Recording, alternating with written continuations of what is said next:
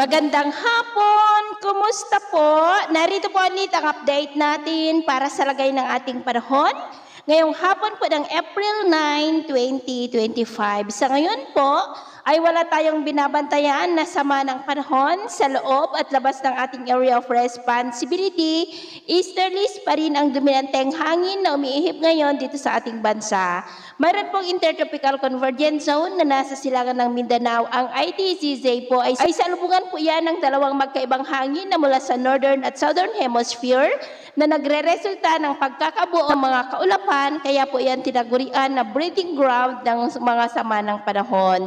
At sa ating long-range forecast, consistent pa rin naman po na walang bagyo na namamataan, natatawid po sa ating kalupaan for the next 2 weeks. At sa lagay ng ating panahon, ngayong hapon ay maayos ang panahon sa malaking bahagi ng ating bansa maliban lamang sa mga tsansa ng cloudy skies with isolated rain sa ilang bahagi ng Ilocos Region, Cordillera, Cagayan, Palawan, Masbate, Northern Samar, Aklan, Antique, Bacolod, Tawi-Tawi, Holosulu, Zamboanga Peninsula at Sarangani. At mamayang gabi, may tsansa pa rin ng mga isolated rain sa ilang bahagi ng Northern Luzon, ilang bahagi ng Central Luzon, Sarangani at Sulu Archipelago, kaya mag-ingat pa rin po tayo. At sa atin naman pong mga baybayin, wala naman po tayong nakataas na namang gale warning signals, pero ba yung pag-ingat lamang po kung papalaot tayo para po mas makaiwas sa mga sakunang pangkaragatan. So yun po rin latest update natin